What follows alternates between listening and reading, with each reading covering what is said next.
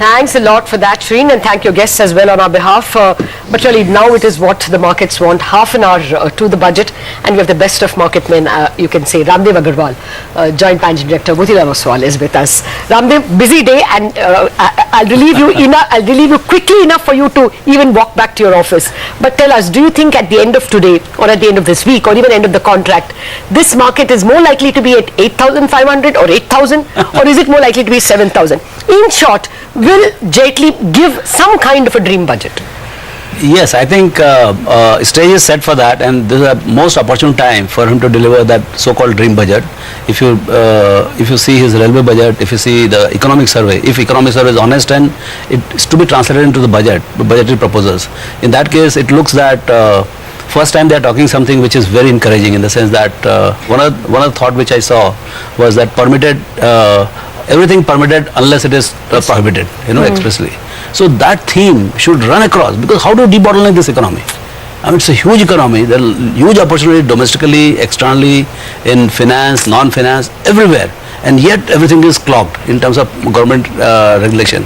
So government has all the power to say yes and all the power to say no. But they have been relying 90% no and 10% yes. Can you tilt that to 90% yes and 10% no? Yes, so, until specifically no. Yeah, so I think that's the power they should use it. At least they should start from this budget, and later on, as there is no, today is not the day to give yes to everything. But I think that if you see the roadmap, yes, citizens are empowered to take on to economic activity, and then make the life of businessmen very easy. Because I mean, you have to actually become like, for a company, consumer centricity or customer centricity is the thing.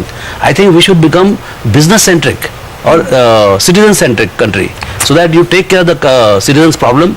And businessmen are also domestic citizens and very empowered citizens. So how do you take care of them instead of having complete distrust? If the government has distrust on the business will have full distrust on government. So this relationship doesn't work. Sure. Right. The point is taken. But sorry, but the market has to be prepared for all eventualities. What could disappoint the market, and in that case, what could be the floor for this market if there's big disappointment? Yeah. So. I mean, it is very difficult to say what will disappoint the market, but say if you don't have enough resource mobilization for growth, I mean, see, growth is one thing which market loves, and how this growth will be powered up. I mean, where is the resource mobilization, whether fiscally whatever is required, consolidation order is there or not, whether enough reforms have taken place or not. So I think it is all about in toto whether people are getting the sense that yes, we are going to go to 6, 7, 8, 9, 10, that kind of roadmap should be there. They said in economic survey that next year you should expect about 5.5 to 6%. Yes. And it's like saying 272 plus for the election. What you get is 342 if you do a good job. So today it is only setting the goal, but rest of the year they have to execute. And when you execute well, you definitely get better than what you have targeted. All right. So let's use some football parlance, like you were mentioning earlier. Do you think Jaitley could do a Germany-Brazil with a 7-1, or do you think it will just be a sort of a game that will go into penalties? No. I think this is a perfect opportunity for Arun Jaitley to score 7-1 like Germany and straight go into the final, which is going to be the next budget. So what's the upside for the market if that happens? So I think market has run up quite a bit, and so typically what happens is, the way I kind of keep talking about the short term is the buy on rumor, sell on news. So today is the day of the news, big news, and that's why I think even the railway budget was a little spooky in terms of markets. So I think there could be a very shallow short correction that could also be a possibility. Or if something which is completely unexpected comes, which I don't know what, because a general budget can be a big policy announcement kind of thing. He can pull out something which market may like, and that can take the market by 700 points, which has come down between yesterday and today. I think that can come back. Okay. And if that happens, I mean, you get a correction. What will you buy? I think you see, as far as buying is concerned, whether there is no correction or no correction, you have to go and buy. because this is a 5-year mandate, and this is one of the best opportunity in the market in recent times. In my 25 years of career, this is the second best opportunity I have seen. One was the Y2K in 96, 97, when you could see in 4 years mandate. Y2K. I mean, the Y2K is coming like this. Modi Sahab has got 5-year mandate. First mandate is 5 years, then he has to prove and then get to the second one.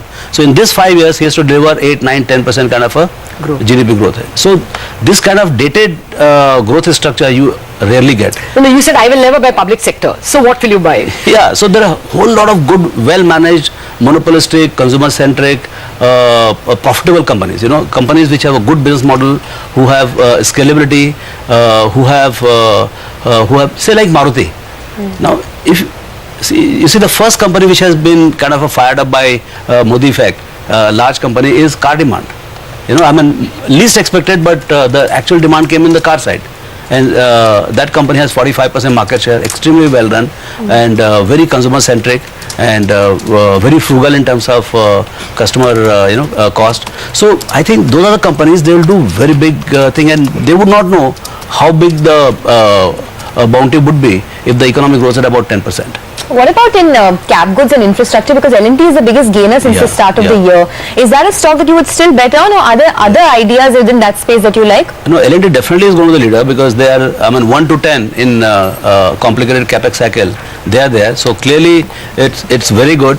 And but there will be birth of lot of mini L&Ts. I wish there was 5-6 more L&Ts, but the smaller size, and they will come up, and that's where the opportunity is going to be very large. Raamdeo, we let you go. You can even walk to your office, so we have kept your word. Thank you very much for coming by. Thank you very much. Okay, from one market veteran to another, Samir Arora, founder and fund manager, Helios Capital, is joining us now.